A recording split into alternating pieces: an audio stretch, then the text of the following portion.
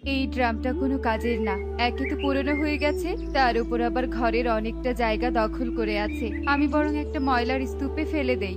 এরপর কৃষকের বউ ময়লার স্তূপে ড্রামটি ফেলে দেয়। তখনই সেখানে একটা সাপ আসে। উফ বাবা, এই গরমে জীবনটা একেবারে বেরিয়ে গেল। তার উপর আবার খাবারের সংকট। ভেবেছিলাম আজ আমি একটা ব্যাঙ ধরে খাবো, কিন্তু তার হলো কই। যা গরম পড়েছে, এই গরমে একটা ব্যাঙও বাহিরে নেই। সব ব্যাঙ পানিতে ডুবে আছে। আরে আরে, ওটা আবার কি? ময়লার ডাস্টবিনের মতো দেখতে। ভেতরে ঢুকে দেখি তো কোনো খাবার পাই কিনা। এই বলে ডোরাকাটা সাপটি ড্রামের ভেতরে ঢুকে খাবার খুঁজতে থাকে, কিন্তু কোনো খাবার পায় না। এ কি? এখানে তো কোনো খাবার নেই। কেন যে এখানে এলাম কে জানে। এ কি সাপ দিদি, তুমি এখানে কি করছো? আর ওই ড্রামটা ওখানে পড়ে আছে। হয়তো মানুষের গ্রাম থেকে কেউ এই ড্রামটা ময়লার স্তূপে ফেলে গেছে। আমি ভেবেছিলাম এর ভেতর নিশ্চয়ই কোনো খাবার আছে। এখানে এসে দেখছি কিছুই নেই। তবে এই ড্রামটার ভেতরটা খুব ঠান্ডা, গরমের জন্য মানানসই ঘর হতে পারে। কি বললে তুমি? গরমের জন্য মানানসই ঘর? তাহলে এই ড্রামটা আমি আমার বাড়িতে নিয়ে যাই। পুরনো বাড়ি ভেঙে নতুন বাড়ি তৈরি করব। আমার মেয়েটা যে গরমে অসুস্থ হয়ে গেছে সাপ দিদি। আচ্ছা ঠিক আছে টনি, তুই এটা নিয়ে যা। এরপর সব সেখান থেকে চলে যায়, আর টুনি ভারী ড্রামটাকে কোনো রকম ধরে কিছুটা পথ আগায়। বাবারে বাবা, এটা কি ড্রাম নাকি পাথর? কি ভারী। না না, থেমে গেলে চলবে না, আমায় পারতেই হবে। ছানাটা যে গরমে অসুস্থ হয়ে পড়ে আছে। এরপর বেশ কয়েক ঘন্টা ধরে টুনি ড্রামটি কেটে ঘরের জানালা বানাতে থাকে।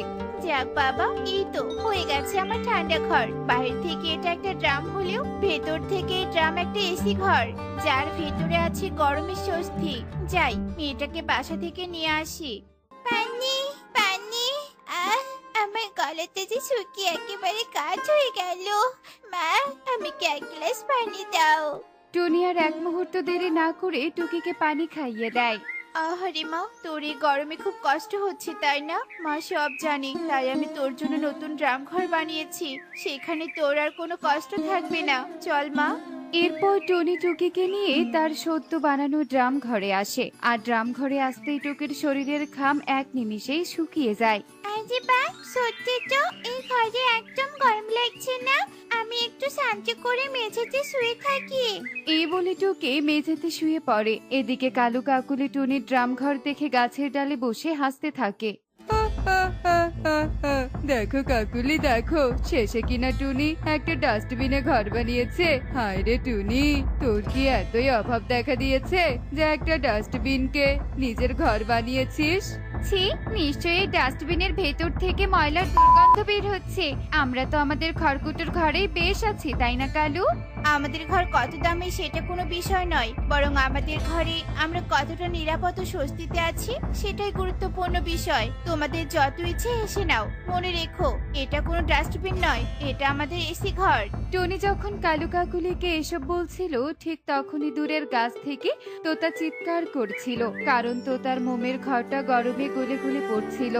একে হে, আমার কি সর্বনাশ হলো! এই গরমে রোদের তাপ এতটাই বেড়েছে যে আমার মোমের ঘরটা গলে পড়ছে। এবার আমি কোথায় থাকবো? কত শখ করে শহর থেকে দামি মোম কিনে এই ঘরটা বানিয়েছিলাম। দেখতে দেখতে তোতার ঘর গলে নিচে পড়ে যায়, আর তোতা কাঁদতে থাকে। তোতা দাদা, এই গরমে দামি ঘর না, একটা মজবুত ঘর প্রয়োজন। মন খারাপ করো না তুমি, এসো আমার ঘরে এসো। এরপর তোতা টুনির ঘরে আশ্রয় নেয়। অন্যদিকে বনের জমিগুলো গরমে ফেটে একাকার হয়ে যাচ্ছিল। পানির তৃষ্ণায় বনের পশু পাখিদের প্রায় আধমরা অবস্থা। অন্যদিকে কালু কাকুলি তাদের ঘরে গরমে কষ্ট পাচ্ছিল। উফ বাবা কালু, আমি আর এত গরম সহ্য করতে পারছি না। বাহিরেও যেমন তাপমাত্রা বেড়েছে, তেমনি ঘরে মনে হয় আগুন জ্বলছে। এই তীব্র গরমে আমি আর ঘরে থাকতে পারছি না। আমার পাখা জ্বলছে। পানি, পানি, আমার পানি চাই, তা না হলে আমি মরে যাব। তাড়াতাড়ি পানি নিয়ে এসো কালু। সুখী কাঠবিড়াল দিয়ে সবাই খাবার খুঁজতে বেরিয়েছিল, কিন্তু তারা কোথাও কোনো খাবার পায় না। তারপর সবাই মিলে একটা শুকনো গাছে আশ্রয় নেয়, আর রোদের তাপে সবাই অজ্ঞান হয়ে মাটিতে পড়ে যায়। অন্যদিকে কালু কাকুলি নদীর পাড়ে যাচ্ছিল পানি খেতে। তারা পাখিদের এই অবস্থা দেখে নদী থেকে পানি এনে পাখিদের জ্ঞান ফেরায়। 10 মিনিটের মধ্যে বনে ঠান্ডা বাতাস না হলে অনেক পাখিরা গরম সহ্য করতে না পেরে মারা যাবে। আমাদের কিছু একটা করতেই হবে। কাকুলি কথা বলতেই সেখানে একটা শিকারী ঈগল আসে। এই গরমে আশ্রয়ের সাথে বনে খাবারের সংকটও দেখা দিয়েছে।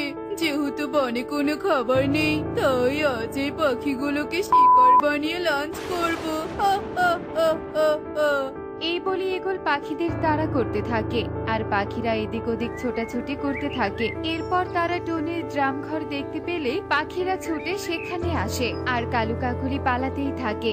টনি, তাড়াতাড়ি দরজা খোল, ওই দুষ্টু ঈগল আমাদের তাড়া করেছে। তোমরা তাড়াতাড়ি ভিতরে এসো দাদা দিদিরা, গ্রাম ঘরে অনেক জায়গা আছে, এখানে তোমরা নিশ্চিন্তে থাকতে পারবে। আর এই গরমে আমার ঘর তোমাকে শীতল হাওয়া দিবে। এরপর সবাই টুনির ঘরে প্রবেশ করে শীতলতা অনুভব করে। অন্যদিকে আবারও সেই ডোরাকাটা সাপটি টুনির ঘরের সামনে আসে। এই গরমে কোথায় যে যাই কিছুই বুঝতে পারছি না। টুনিকে এই ড্রামটা দিয়ে আমি মস্ত বড় ভুল করেছি। সেদিন যদি ওকে ড্রামটা না দিতাম, তবে ওই ড্রাম ঘরে আমি থাকতাম।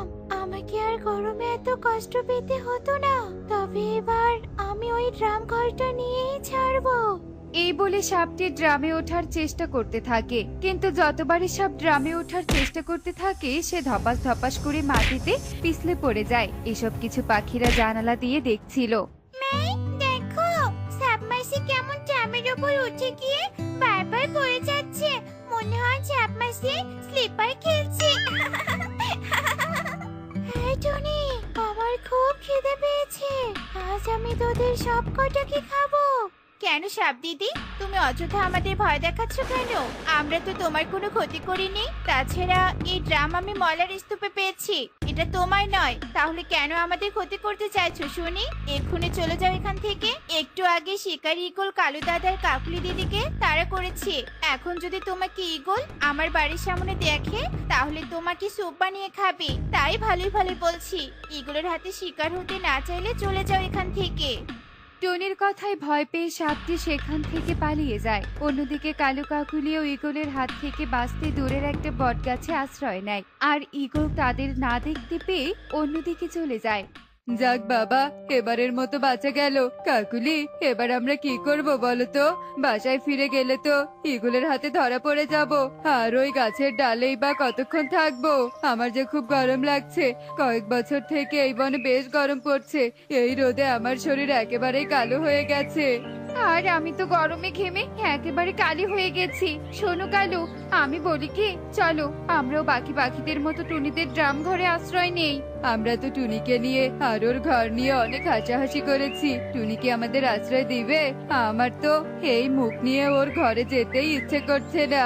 গরমে মরে যাওয়ার থেকে লজ্জা শরমের মাথা খেয়ে টুনির কাছে আশ্রয় ভিক্ষা চাওয়া অনেক ভালো। চলো কালু, আর সময় নষ্ট করো না।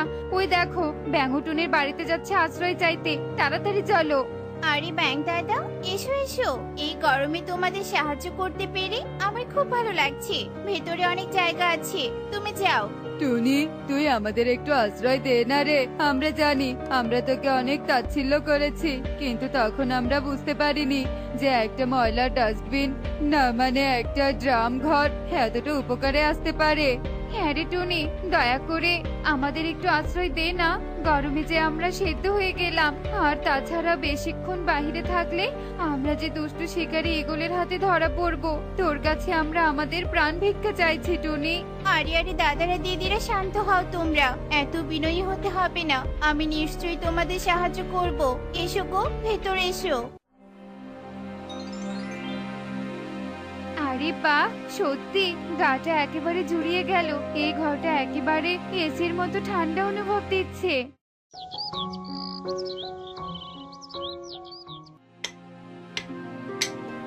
এই তো, এখন আমাদের ঘরটা আরো সুন্দর লাগছে। ফুলের গাছ লাগানোতে ড্রাম ঘরের সৌন্দর্য আরো বেড়ে গেছে। দোতে দাদা, দেখলে তো কোনো জিনিসই অপ্রয়োজনীয় নয়। বুদ্ধি থাকলে সব অপ্রয়োজনীয় জিনিসকে কেমন কাজে লাগানো যায় তার প্রমাণ তো আমাদের এই ফুল দিয়ে সাজানো ড্রাম ঘর। টুনির কথায় পাখিরা সম্মতি জানায় আর গরমের দিনে সেই ড্রাম ঘরে থাকতে শুরু করে। তো বন্ধুরা, দেখলে তো বুদ্ধির জয় সবসময়ই হয়। তাই বিপদের দিনে আমরা ঘাবড়ে না গিয়ে বিবেক বুদ্ধি কাজে লাগিয়ে উপায় বের করব। মনে রেখো, সমস্যা থাকলে তার সমাধানও আছে।